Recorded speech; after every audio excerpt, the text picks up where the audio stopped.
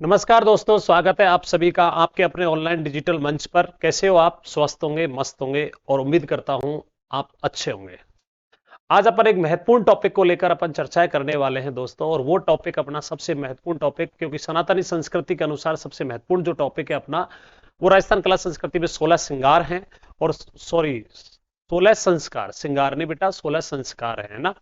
16 संस्कार जो टॉपिक है, ये 16 संस्कार हमारी सनातनी संस्कृति से चलता आया है। ठीक है।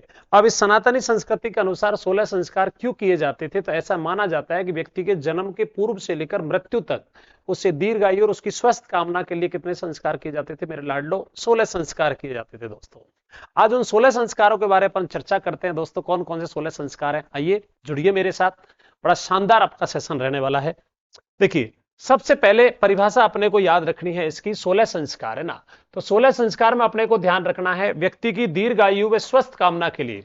व्यक्ति की दीर्घायु व स्वस्थ कामना के लिए कितने संस्कार किए जाते हैं? जन्म से पूर्व से लेकर मृत्यु तक कितने संस्कार होते हैं बेटा? आपके 16 संस्कार होते हैं। कितने संस्कार होते हैं मेरे दोस्तों? 16 संस्कार होते हैं कि व्यक्ति का स्वास्थ्य ठीक रहे, व्यक्ति लंबी आयु जीवन जिए, है ना। अब कौन कौन से हैं तो ध्यान रखना, मैं आपको यहां पर ट्रिक्स लिख रहा हूं, आपको वो आपको ध्यान रखनी है। ट्रिक्स अपने को क्या याद रखनी है मेरे दोस्तों? देखिए, सबसे पहले अपने को ध्यान रखना, जीपीएस जा नानी से अन्न चूड़ा ले। जीपीएस जा नानी से अन्न चूड़ा ले। जीपीएस जा नानी से अन्न चूड़ा ले। तो यहां पर देखिए, जी से बनेगा गर्भधान संस्कार, पी से बनेगा पुंसवन संस्कार, एस से बनेगा सीमंतोनयन संस्कार। लेकिन स्टार मैंने क्यों लगाया? स्टार इसलिए लगाया मेरे लाडलो, ये तीनों जो संस्कार हैं, ये तीनों संस्कार जन्म के पूर्व के संस्कार हैं। अभी तक बच्चे का जन्म नहीं हुआ है, और बच्चे के जन्म के पूर्व से संस्कार, पूर्व जो संस्कार है वो कौन संस्कार है? आपका गर्भधान, पुंसवन और सीमंतोनयन। ये तीनों संस्कार हैं बेटा। फिर उसके बाद चौथा जो संस्कार अपना कौन सा है? जात कर्म। बेटा याद रखना, जात कर्म के बारे में ध्यान रखना है अपने को। यह बच्चे के जन्म के अवसर पर किया जाने वाला प्रथम संस्कार है। बच्चे के जन्म के अवसर पर किया जाने वाला जो प्रथम संस्कार है मेरे दोस्तों, वो प्रथम संस्कार कौन सा हो जाएगा आपका? तो यह जातकर्म संस्कार हो जाएगा। ठीक है। फिर आता है ना से बनेगा नामांकरण। फिर कौन सा संस्कार है? नामांकरण। फिर आता है निष्क्रमण। फिर से कोई नहीं बनाएंगे। फिर ऐसे बनेगा कौन सा? अन्य प्रशांत संस्कार। फिर आपका कौन सा बनेगा? चूड़ा कर्म व जड़ूला संस्कार। यहां इससे कोई संस्कार नहीं बनेगा। सीधी सी सिंपल सी बात, जीपीएस जा नानी से चूड़ा ले। जीपीएस जा नानी से चूड़ा ले, गर्भधान, पुंसवन, सीमंतोनयन, जातकर्म, नामकरण, निष्क्रमण, अन्न प्रशांत, चूड़ा कर्म। ठीक है। उसके बाद फिर आपको ध्यान रखनी है बीकेयू। क्या याद रखना है? बीकेयू, बे के साथ शादी में आजा। बीकेयू, बे के साथ शादी में आजा। बीकेयू, बे के साथ शादी में आजा। जीपीएस सुन लिया होगा आपने, तो जीपीएस वाली ट्रिक्स आपको, जीपीएस जा नानी से अन्न चूड़ा ले। जीपीएस जा नानी से अन्न चूड़ा ले। बीकेयू, बे के साथ शादी में आजा। ठीक है। बी से बनेगा कौन सा मेरे लाडलो? विद्यारंभ। कैसे बनेगा? कौन सा? कर्णभेद। यू से बनेगा आपका यहां पर कौन सा? तो अपने को ध्यान रखना कौन सा बनेगा? उपनयन या यज्ञोपवीत, या इसी को अपन क्या कहते हैं? जनेऊधारी। और बे से बनेगा बेदारम, और के से बनेगा केशांत। सा से बनेगा समावर्तन, और शादी से आप जानते हो साहब कौन सा संस्कार? विवाह। और ऐसे बनेगा बेटा कौन सा? अंत्येष्टि। ये 16 संस्कार हैं। तो जीपीएस जा नानी से चूड़ा ले। बीकेयू के बीकेयू वे के साथ, बीकेयू वे के साथ शादी में आजा। अब आप एक एक संस्कार को अपन पढ़ते हैं दोस्तों, है ना। ये आपके 16 संस्कार है मेरे लाडलो। कितने संस्कार हैं आपके? 16 संस्कार आपके सामने दिए हुए हैं। ये गर्भधान हो गया, ये पुंसवन हो गया, अलग अलग सारी चित्रात्मक चीजें मैं लेकर आया हूं, आप ध्यान से समझना इसको। पहला संस्कार है बेटा कौन सा? गर्भधान। पहला संस्कार कौन सा है मेरे लाडलो? तो पहला संस्कार अपना कौन सा है? गर्भधान संस्कार है। ठीक है। अब देखिए साहब, हमारे शास्त्रों में मान्य 16 संस्कारों में गर्भधान पहला है, बिल्कुल पहला संस्कार है। ठीक है। जीवन में प्रवेश के उपरांत प्रथम कर्तव्य के रूप में गृहस्थ जीवन में, यानी जब अपन की विवाह हो जाता है उसके उपरांत कर्तव्य जीवन में संस्कार को मान्यता दी गई है। गृहस्थ जीवन का प्रमुख उद्देश्य क्या होता है? गृहस्थ जीवन का प्रमुख उद्देश्य होता है बेटा श्रेष्ठ संतान उत्पत्ति। श्रेष्ठ संतान उत्पत्ति, ठीक है। उत्तम संतति की इच्छा रखने वाले माता पिता को गर्भधान से पूर्व अपने तन और मन की पवित्रता के लिए संस्कार करना क्या है, चाहिए साहब। और वैदिक काल में यह संस्कार अति महत्वपूर्ण समझा जाता है। यानी कि 16 संस्कारों में सबसे पहला जो संस्कार है वो कौन सा है, आपका गर्भधान संस्कार है। कौन सा संस्कार है मेरे लाडलो, गर्भधान संस्कार है। आपको ध्यान रखना है विशेष रूप से इस बात का, कौन सा संस्कार है, गर्भधारण, है ना। तो यह अपने को ध्यान रखना। और इस संस्कार में माता पिता की क्या होनी चाहिए, मैंने आपको बताया था ना, उत्तम संतति रखने वाले माता पिता को गर्भधान से पूर्व अपने तन व मन की पवित्रता बहुत जरूरी है साहब, ठीक है। कौन से संस्कार की बात हो गई, आपके गर्भधान संस्कार की। उसके बाद आता है दूसरा संस्कार, कौन सा, पुंसवन। कौन सा आता है बेटा, पुंसवन। अब समझना मेरी बात को, भ्रूण की उत्पत्ति यानी भ्रूण की उत्पत्ति हो गई गर्भधान में। उसके बाद कौन सा आया, दूसरा जो संस्कार है वो कौन सा है, पुंसवन। इसमें सुनिए साहब, गर्भस्थ शिशु के मानसिक विकास की दृष्टि से यह संस्कार उपयोगी समझा जाता है। यानी गर्भ में जो शिशु है उसकी मानसिक विकास, उसका मानसिक विकास अच्छा हो, उसके लिए अच्छा समझा जाता है। गर्भधान दूसरे या तीसरे महीने में किया जाता है। तो समय आपसे पूछ लिया जाए तो यह अपने को ध्यान रखना, कब किया जाता है, दूसरे या तीसरे महीने में किया जाता है। इस संस्कार को करने का विधान है, हमारी मनीषियों ने संतान उत्कर्ष के मूल उद्देश्य से किया जाने वाला संस्कार को अनिवार्य माना है। गर्भस्थ शिशु से संबंधित इस संस्कार को शुभ नक्षत्र में संपन्न किया जाता है मेरे लाडलो, ठीक है। पुंसवन संस्कार का प्रायोजन स्वस्थ एवं उत्तम संतति को जन्म देता है और विशेष तिथि व ग्रहों की गणना के आधार पर गर्भधान करना उचित माना गया है। अब सीधी सी सिंपल बात बता देता हूं मैं आपको, समय आपसे पूछा जाए तो मेरे लाडलो अपने को ध्यान रखना 3 से 4 माह। कौन सा माह मेरे दोस्तों, 3 से 4 माह आपका, ठीक है। कब किया जाता है, तो जब गर्भ, आपको याद रखना है, अगर आपसे पूछा जाता है कब किया जाता है तो बेटा ये 3 व 4 माह, जब शिशु हो जाता है शिशु गर्भ में कितने माह का हो जाएगा साहब, 3 से 4 माह का, तब किया जाता है। बेसिकली ध्यान रखना, हमारा जो समाज है बेटा वो पितृसत्तात्मक समाज है, पुत्र की चाहत वाला समाज है ना। इसलिए संस्कार याद रखना, गर्भस्थ शिशु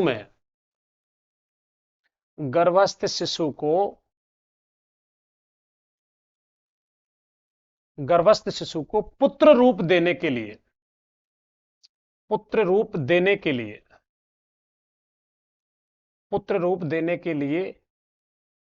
किया जाता है। मैंने क्या कहा आपको, एक मोटा माटी सी बात अपने क्या याद रखनी है, ये याद रखनी है कि जब गर्भ हो जाता है 3-4 माह का, तो स्थित शिशु को हमको पता नहीं, लेकिन हमारा समाज पितृ सत्तात्मक समाज है, पुत्र की चाहत हर कोई रखता है।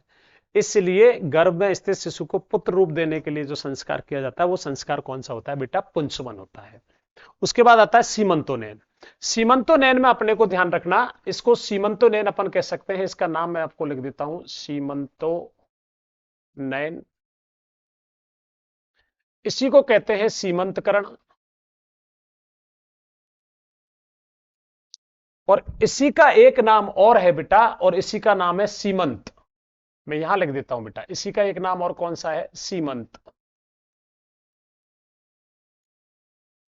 सीमंत इसकी का नाम है, ठीक है। अब ये कब किया जाता है, तो समय आपको ध्यान रखना, जब आपका 6 से 8 माह के समय पर किया जाता है। इसमें क्या होता है, सीमंतोनयन का मतलब होता है अमंगलकारी शक्तियों से बचाने हेतु। यानी कि जब जिस गर्भिणी जो स्त्री होती है, कभी कभार क्या हो जाता है, गर्भपात हो जाता है, यानी ऐसी बुरी कोई चीजें पड़ जाती हैं जिससे क्या हो जाता है, सब गर्भपात हो जाता है, ठीक है। तो इस जो आपका संस्कार है, इसका मुख्य उद्देश्य यह है कि आपके शिशु की सुरक्षा और शिशु के साथ साथ माता की सुरक्षा, इन दोनों की सुरक्षा के लिए संस्कार किया जाना जरूरी है, ठीक है। सीधी सिंपल सी बात अपने को क्या याद रखनी है, अपने को यह याद रखना है दोस्तों, इसमें अमंगलकारी शक्तियों से बचाने के लिए संस्कार किया जाता है। तो अब देखिए इसमें क्या दे रखा है, सीमंतोनयन को सीमंतीकरण अथवा सीमंत संस्कार कहते हैं, बिल्कुल मैंने ऊपर लिख दिया आपको। सीमंतोनयन का अभिप्राय होता है बेटा सौभाग्य संपन्न। गर्भपात रोकने के साथ साथ, मैंने कहा ना, गर्भपात को रोकने के साथ साथ गर्भस्थ शिशु व उसकी माता की रक्षा करना इस संस्कार का क्या है, मुख्य उद्देश्य है। कहते ना अपन, कभी कभार क्या होता है कि जब दिन खराब होते हैं ना, तो क्या होता है, गर्भ में शिशु खराब हो जाता है साहब, तो इन सारी चीजों से बचाने के लिए कौन सा संस्कार होता है बेटा? आपका सीमंतकरण। यह संस्कार के माध्यम से गर्भिणी स्त्री का मन प्रसन्न रखने के लिए सौभाग्यवती स्त्रियों द्वारा गर्भवती की मांग भरी जाती है, यानी कि सौभाग्य महिलाएं अपने को चाहिए, गर्भवती की मांग भरी जाती है। यह संस्कार गर्भ धारण के 6वें व 8वें महीने में किया जाता है। ये मैंने आपको यहां पर लिख दिया है।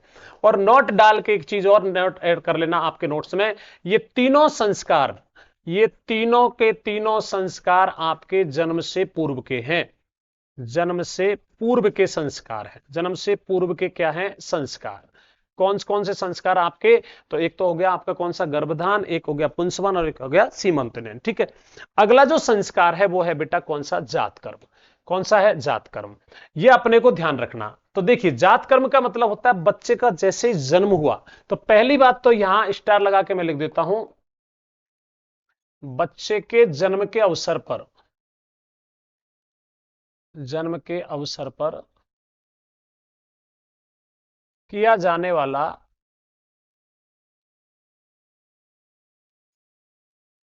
प्रथम संस्कार,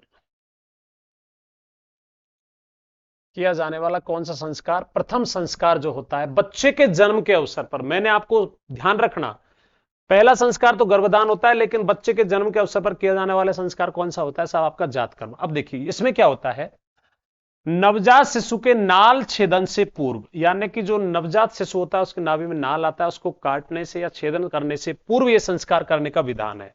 ठीक है, पहली बात। इस दैवीय जगत में प्रत्यक्ष संपर्क में आने वाले बालक को मेधा, यह संस्कार क्यों किया जाता है? बालक को मेधा, बल व दीर्घ आयु के लिए स्वर्ण खंड से मधु व घृत वैदिक मंत्रों को उच्चारणों के साथ चटाया जाता है। इसका मतलब हो गया घुट्टी देना। क्या देना? घुट्टी देना। ठीक है। अब इस संस्कार में विशेष मंत्रों एवं विधि से किया जाता है। इसमें देखिए 2 बूंद तो घी होती है और 6 बूंद शहद का सम्मिश्रण करके साहब आपको क्या किया जाता है? बच्चे को क्या किया जाता है? अभिमंत्रित करके उसके बच्चे को क्या किया जाता है? चटाया जाता है। इसके पश्चात उसका पिता जो होता है वो क्या करता है? उसकी दीर्घायु स्वस्थ कामना के लिए क्या करता है? यज्ञ करता है। ठीक है, तो ये प्रार्थना करता है। ये कौन सा संस्कार हो गया? जात कर्म। सिंपल सी बात ध्यान रखना, अब अपन के घरों में जब डिलीवरी कराने के लिए लेकर जाते हैं ना, तो बुजुर्ग जो महिला होती है वो अपने साथ में शहद में घी रखकर ले जाती है। वो क्यों ले जाती है? वो इसीलिए ले जाती है, जैसे ही बच्चे का जन्म हुआ उंगली पर लगाया सर, उंगली से उसको क्या कर दिया? चटाया, जिसको अपन क्या कहते हैं? घुट्टी देना। क्या कहते हैं मेरे लाडलो? घुट्टी देना कहते हैं ना। अपने घरों में बहुत सारे हैं, है क्या नहीं है? चलो साहब, अगले संस्कार कौन सा? नामांकन संस्कार। यह संस्कार बड़ा इंपॉर्टेंट है। आज के दौर में हम सबसे बड़ी गलती करते हैं संस्कार को लेकर। क्यों इंपॉर्टेंट है? जैसे ही हम हॉस्पिटल पहुंचे, बच्चे का जन्म हुआ और हमने फोन पर नंबर घुमाया ज्योतिष जी को, सर फला बज के इतने बजकर इतने मिनट पर हमारे यहां बालक या बालिका हुई है, इसका नाम राशि बता दीजिए। पंडित जी ज्योतिषा अपना पंचांग खोलते, पंचांग खोलने के बाद अपनी उसकी जिस नक्षत्र में शिशु पैदा हुआ है, उस नक्षत्र के अंतर्गत, जिस नक्षत्र में शिशु पैदा है उस नक्षत्र के अनुसार उसकी राशि बनती है, राशि के अनुसार साहब नाम बता देते हैं। फिर वो फोन पलट कर आता है कि साहब इस अक्षर पर नाम रख सकते हो या इस राशि पर नाम रख सकते हो। अपन हॉस्पिटल में रहते ही गूगल सर्च मारते हैं कि आजकल बढ़िया सा नाम मिल जाए, क्योंकि प्राचीन नाम बुरे लगते हैं ना, एक अभद्र सा लगता है कि आपको जैसे नाम रख दिया सुबद्दी। आज के क्लासरूम में जाकर कहो सुबद्दी किसी से कह दिया तो चारों तरफ उसकी तरफ ऐसे देखेंगे जाना बेचारा का वो बड़ा पाप करके आया है। जैसे नाम रख दिया हरि नारायण, इतना लंबा नाम रख दिया, जबकि उस नाम का सार्थक अर्थ होता है ना। तो यहां पर देखिए क्या होता है, जन्म के 11वें दिन यह संस्कार होता है। ध्यान रखना, जन्म के कितने दिन किया जाता है? 11वें दिन। ये याद रखना बेटा, है ना, क्योंकि 10 दिन तक क्या माने जाते हैं? सूतक माने जाते हैं, इसलिए संस्कार 11वें दिन करने का विधान है। महर्षि याज्ञवल्क्य का भी यही मत है, लेकिन अनेक कर्मकांडी विद्वान इस संस्कार को शुभ नक्षत्र अथवा शुभ दिन करना उचित मानते हैं। और नामांकन संस्कार का सनातन धर्म में अधिक महत्व है। ठीक है, बहुत ज्यादा महत्व कौन संस्कार का? नामांकन संस्कार का। उसके बाद में आता है साहब आपका, फिर आता है आपका संस्कार कौन सा? निष्क्रमण। कौन सा आता है? निष्क्रमण। अब बालक का जन्म हो गया, बालक का जन्म होने के बाद नाम रख दिया, नाम रखने के बाद में अपन साहब क्या करते हैं, जब ये समय आपसे पूछा जाए तो मेरे लाडलो याद रखना, जब बालक हो जाता है कितने माह का? 3 व 4 माह का। कितने माह का हो जाता है? 3 व 4 माह का जब हो जाता है, जब इस संस्कार को किया जाता है। निष्क्रमण का अर्थ होता है बाहर निकालना। ऐसा नहीं है कि देश निकाला दे दीजिए उसको, भाई 3-4 महीने का और देश निकाला दे दिया, नहीं। निष्क्रमण का मतलब होता है जो जिस अपन देखते हैं ना कि जो डिलीवरी वाले जो एक रूम बन जाता है घर आकर, उसे बाहर से आने वाले व्यक्ति को अंदर प्रवेश नहीं मिलता है साहब उसमें, ठीक है। तो वहां पर जब शिशु हो जाता है लगभग 3 व 4 माह का, तब उसे पहली बार उस कक्ष से बाहर निकाला जाता है। उस कक्ष से क्या किया जाता है, बाहर निकाला जाता है, उसको कहते हैं निष्क्रमण, ठीक है। यह संस्कार शिशु को सूर्य तथा चंद्रमा की ज्योति दिखाने का विधान है। यानी कि शिशु को सूर्य व चंद्र दर्शन कराने के लिए जो संस्कार किया जाता है वो कौन सा संस्कार है, निष्क्रमण संस्कार। इस संस्कार में भगवान भास्कर यानी सूर्य के तेज तथा चंद्रमा की शीतलता से शिशु को अवगत कराना ही इसका मुख्य उद्देश्य है। यह है इसका मुख्य उद्देश्य। ये नहीं है कि साहब जैसे हॉस्पिटल से आए, हमारे बुआ जी आई, हमारे फूफा जी आए, हमारे जीजा जी आए और लाए उसको टिंगर को गोदी में, और गोदी में लगकर लाए, देखिए फूफा जी किस पे गया है, देखिए फूफा जी इसके पैर हैं, देखिए फूफा जी इसकी उंगली इतनी लंबी है, इसकी गर्दन इतनी लंबी है, इसकी नाक इतनी सी है, उसका पूरा का पूरा बायोडाटा खाका हुआ निकालते हैं अपन। वो गलत है। वो गलत क्यों है, क्योंकि बच्चा शुरू में जो होता है कोमल होता है, तो उस बच्चे को 3-4 माह का हो जाता है, जब प्रकृति के संपर्क में आ जाता है, तब उसे पहली बार सूर्य का तेज और चंद्रमा की शीतलता से कराना इसका मुख्य उद्देश्य होता है। जन्म के चौथे महीने में कराना, शिशु समाज के संपर्क में आकर सामाजिक परिस्थितियों से अवगत होता है। शिशु पहली बार समाज के संपर्क में आता है और उसकी परिस्थितियों से क्या होता है, अवगत होता है। अन्नप्रशान अगला आता है, कौन सा, अन्नप्रशान संस्कार आपका। अन्नप्रशान ये 7वां संस्कार है दोस्तों आपका। अन्नप्रशान का अर्थ होता है शिशु को अन्न जिसे शास्त्रों में क्या कहा गया, प्राण कहा गया है। अन्न को शास्त्रों में क्या कहा गया, प्राण कहा गया। ध्यान रखना इन चीजों का। देखिए कितनी कृष्ण कन्हैया बैठे हुए हैं, माता जी ऐसे लग रही है यशोदा मां उसको पहली बार क्या भोजन खिला रही है आपकी, है ना। उसको कहा गया है इसे ग्रहण कर शारीरिक व मानसिक रूप से अपने को बलवान व प्रबुद्ध बनाया जाए। अन्न प्रशान के लिए जन्म से 6वें महीना उपयुक्त माना है। अगर पूछा जाए समय, तो यहां पर समय अपने को ध्यान रखना कौन से माह पर किया जाता है, जब शिशु कितने महीने का हो जाता है, बेटा 6 माह का हो जाता है, ठीक है। 6ठे मास में शुभ नक्षत्र व शुभ दिन देखकर यह संस्कार करना उचित है। खीर व मिठाई से शिशु का अन्न प्रशान शुभ माना गया है। और अपन भी जब घर से बाहर निकलते हैं तो यही कहते हैं कि मुंह मीठा करके जाओ। तो जब शिशु पहली बार अन्न ग्रहण कर रहा था, उसको मीठे से उसका क्या अन्न ग्रहण कराना चाहिए साहब, ठीक है। यह विशेष रूप से अपने को ध्यान रखना है। उसके बाद में आता है 7वां चूड़ा कर्म। चूड़ा कर्म कोई कहते हैं अपन क्या, जड़ूला, इसी को कहते हैं मुंडन, इसी को कहते हैं लटूरी उतरवाना, मुंडन संस्कार। अब यह कब किया जाता है, तो समय की आपसे पूछा जाए तो समय अपने को ध्यान रखना, वर्ष 1 वर्ष, 3 वर्ष या 5 वर्ष का जब होता है, तो अपने कुल देवी देवताओं पर जाकर क्या करवाते हैं साहब, उसका मुंडन करवाते हैं। वो क्या कहलाता है साहब, वो अपना कौन सा संस्कार होता है, चूड़ा कर्म। तो देखिए चूड़ा कर्म का मुंडन संस्कार भी कहा जाता है। हमारे आचार्यों ने बालक के पहले, तीसरे या 5वें वर्ष में संस्कार करने का विधान मैंने लिख दिया आपको। मुंडन संस्कार का अभिप्राय क्या है, यहां समझिए। अभिप्राय है कि जन्म के समय उत्पन्न अपवित्र बालों को हटाकर बालक को प्रखर बनाना है। यानी जन्म के समय शिशु पर जो बाल आए हैं उनको हटाकर, वो अपवित्र माने जाते हैं, उनको हटाकर शिशु को क्या प्रखर बनाने के उद्देश्य से कौन सा संस्कार किया जाता है, चूड़ा कर्म, ठीक है। और जड़ूलों के लिए राजस्थान में अगर आपसे पूछा जाए, नोट डाल के यहां लिख देता हूं बेटा,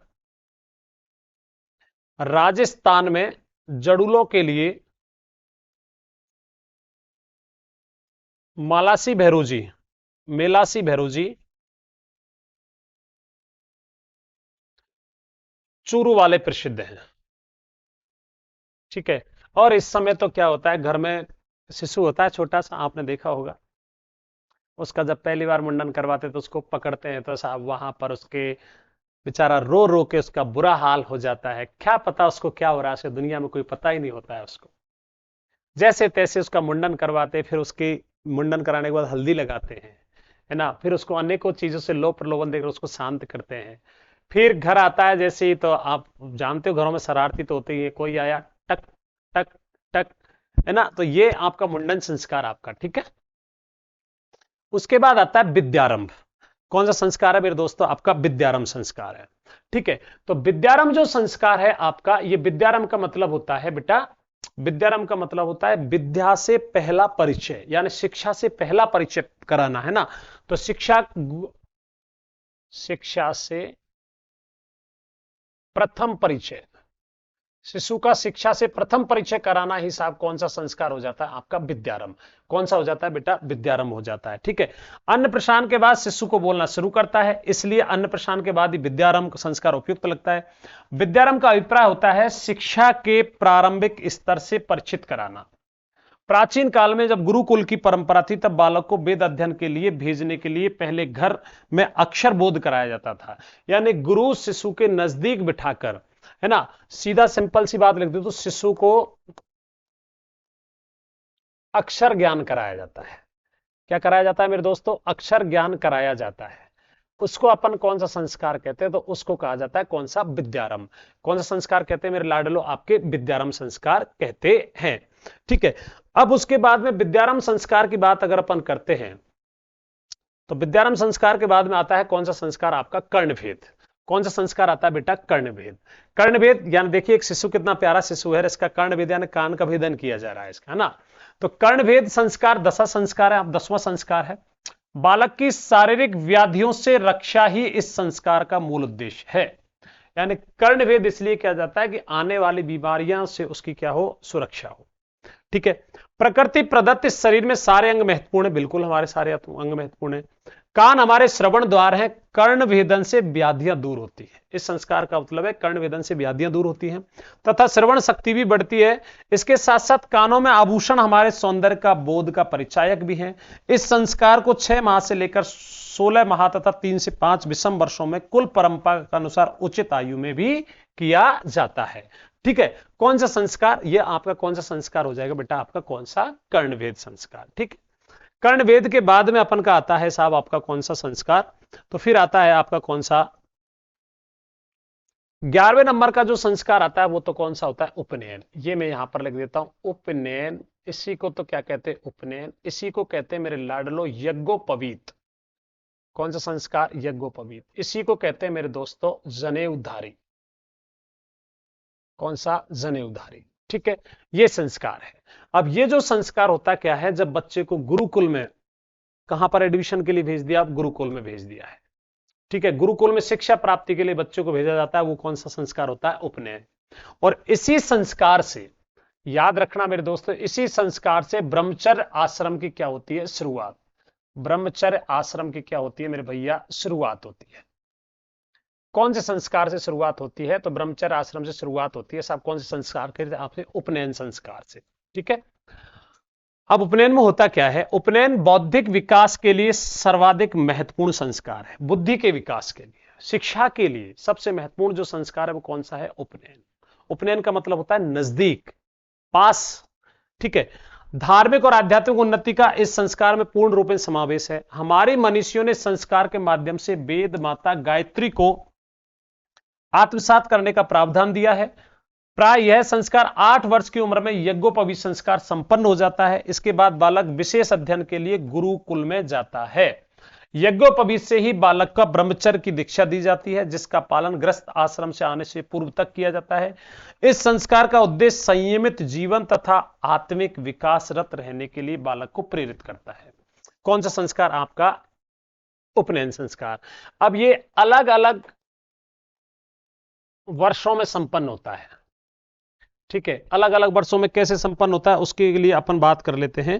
तो यहां आपसे बात करें, जैसे ये जो संस्कार है इसमें ध्यान रखना, जैसे ब्राह्मण जो हो गए, ब्राह्मण जो वर्ग था, ये ब्राह्मण वर्ग के बालक 8 वर्ष में साहब कौन सा संस्कार करते थे? आपका आपका उपनयन।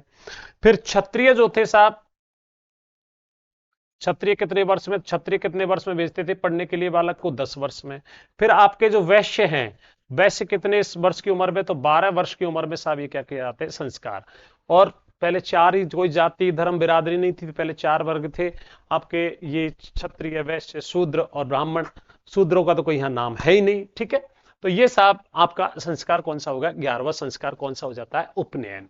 ठीक है बेटा, अब गुरुकुल पहुंच गया। गुरुकुल पहुंचने के बाद में 12वां जो संस्कार आता है हमारा, वो कौन सा आता है? वेदारंभ। वेदारंभ का मतलब होता है वेद पढ़ना। क्या? वेदों से ज्ञान की प्राप्ति करना, आत्म ज्ञान को आत्मसात करना, उसको क्या कहते हैं? वेदारंभ। ठीक है, ज्ञान अर्जन से संबंधित है यह संस्कार। वेद का अर्थ होता है ज्ञान, और वेदारंभ के माध्यम से बालक अब ज्ञान को अपने अंदर समाविष्ट करना शुरू करे। यही अभिप्राय है। इस संस्कार का शास्त्रों के ज्ञान से बढ़कर दूसरा कोई प्रकाश नहीं समझा गया है। यज्ञोपवीत के बाद बालकों को वेद का अध्ययन एवं विशिष्ट ज्ञान से परिचित होने के लिए योग्य आचार्यों के पास गुरुकुलों में भेजा जाता है। इस संस्कार को जन्म से 5वें या 7वें वर्ष में किया जाता है। अधिक प्रमाणिक 5वां वर्ष माना जाता है। और यह संस्कार, ध्यान रखना एक चीज का बेटा, मैं आपको ये जो आपके लिए जो स्लाइड दिख रही है आपको बसंत पंचमी पर किया जाता है। ये जो स्लाइड दिख रही है ना आपको, ये स्लाइड है आपके गायत्री शक्तिपीठ से उठाई हुई है ना। तो ये वहां से ली गई है जिसमें गायत्री पीठ से। अब यहां पर देखिए 4 वेद आपको दिखाई दे रहे हैं ना। पहले हिस्ट्री थी, ना कल्चर थी, ना ज्योग्राफी थी, कुछ भी नहीं था। पहले क्या थे? वेद थे। और वेदों का अध्ययन करके समस्त ज्ञान की क्या की जाती थी? प्राप्ति। ठीक है। और वेदारंभ के बाद में आता है केशांत, यानी कि जब पढ़ाई पूरी हो जाती है, पढ़ाई पूरी हो जाती है तो इस संस्कार को कहते हैं गोदना, या इसे क्या कहा जाता है? केशांत। क्या कहते हैं? गोदना या केशांत कहते हैं। तो गुरुकुल में वेदाध्ययन पूर्ण कर लेने पर आचार्य के समक्ष यह संस्कार संपन्न किया जाता था। वस्तुतः यह संस्कार गुरुकुल से विदाई लेने तथा गृहस्थ आश्रम से प्रवेश करने का उपक्रम है। यानी कि ये जो संस्कार है, हमारी शिक्षा पूरी हो जाती है तो हम पहले साहब क्या है, जैसे आजकल जैसे आपका बैच पूरा हो जाता है जाने से पूर्व, एग्जाम देने से पूर्व, तो यहां पर क्या था? यहां पर बच्चा गुरुकुल से जाने से पूर्व गृहस्थाश्रम प्रवेश करने से पूर्व मध्य का जो आपका जो संस्कार था वो कौन सा था? केशांत था। ठीक है। वेद पुराणों एवं विभिन्न विषयों में पारंगत होने के बाद बाल ब्रह्मचारी के समावर्तन संस्कार से पूर्ण बालों की क्या की जाती है? सफाई की जाती है। इसे स्नान कराकर स्नातक की बीए, यानी कि यहां पर बैचलर ऑफ आर्ट, आपके बीए की डिग्री दी जाती है कि ये साहब अब स्नातक हो गया है। कहने का मतलब ये हुआ केशांत में पहले जैसे शिक्षा पूर्ण होती थी गुरुकुल में, और घर जाने से पहले साहब उसका एक बार फिर क्या करते? मुंडन करते। आजकल ये जो संस्कार है ये वर्तमान में क्या हो गया? लुप्त हो गया है। और आजकल के टिंगरों को तो आप जानते ही हो, उनके बालों की हेयर स्टाइल खराब हो जाएगी तो मामला ही पूरा खराब हो जाता है ना। चलिए साहब, अगला देखते हैं अपन समावर्तन। समावर्तन, या इसी का एक नाम और मैं लिख देता हूं यहां पर, दीक्षांत। क्या कहते हैं बेटा? दीक्षांत। जैसे आपने देखा होगा कोई भी डिग्री आपकी पूरी हुई, जैसे एलएलबी पूरी हो गई साहब आपकी, है ना, और कोई डिग्री पूरी हो गई तो यूनिवर्सिटी के द्वारा क्या दी जा रही है? आपको डिग्री दी जा रही है। उसको अपन क्या कहते हैं? समावर्तन कहते हैं। क्या कहते हैं? समावर्तन। अब यहां पर देखिए, गुरुकुल से आने से पहले शिष्य और गुरु का संबंध है ये, है ना। गुरुकुल से विदाई लेने से पूर्व शिष्य का समावर्तन संस्कार होता था, विदाई लेने से पूर्व। इस संस्कार में पूर्व ब्रह्मचारी केशांत संस्कार होता था तथा फिर उसे स्नान कराया जाता है। यह स्नान समावर्तन संस्कार के तहत होता था। अब यह स्नान में देखिए, इस स्नान के अंतर्गत सुगंधित पदार्थों एवं औषधि युक्त जल से भरे हुए वेदी के उत्तर भाग में, वेदी का मतलब यज्ञ जो होता है उसके उत्तर भाग में 8 घड़ों के जलों से स्नान कराने का विधान है। कितने घड़ों का जल? 8 घड़ों का जल का स्नान कराने का विधान था। उसके बाद ब्रह्मचारी मेखला व दंड को वहीं छोड़ता है। जैसे ड्रेस दी जाती थी, है ना, मेखला और दंड वगैरह होता है, उसको वहीं छोड़ देता है, जिसे यज्ञोपवीत के समय धारण कराया जाता है। इस संस्कार के बाद में विद्या स्नातक की उपाधि आचार्य देते हैं और इस उपाधि के संदर्भ गृहस्थ आश्रम में प्रवेश करने का अधिकारी समझा जाता है। सुंदर वस्त्र व आभूषण धारण करता है तथा आचार्य व गुरुजनों से आशीर्वाद ग्रहण करने के बाद आपके घर के लिए क्या लेता है? विदा लेता है। दोस्तों, होता क्या है, जैसे उदाहरण के लिए समझना, आप कोचिंग में एडमिशन लिया, एडमिशन ले लिया, आपके बैच पूरा हो गया। बैच पूरा होने के बाद में क्या होता है?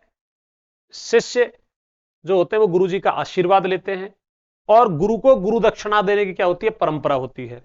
तो गुरु दक्षिणा देकर साहब परंपरा देती है, जो उसको अपन कौन संस्कार कहते हैं बेटा? आपका दीक्षांत, या इसको क्या कहते हैं? समावर्तन। ठीक है साहब।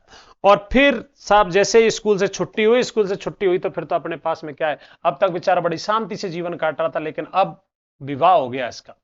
क्या हो गया? विवाह। यह आप जानते हैं पाणी ग्रहण संस्कार कह सकते हैं इसको कौन सा संस्कार भी कह सकते हैं अपन? पाणी ग्रहण संस्कार। ठीक है। आगे वर पीछे कन्या, आगे कन्या पीछे वर। कितने फेरे होते हैं? 4। कितने होते हैं बेटा? 4। ये देखो साहब, पहले फेरे बेटी बापरी, दूजी चाचारी, तीजी मामारी और चौथे में हुई पराई। ठीक है।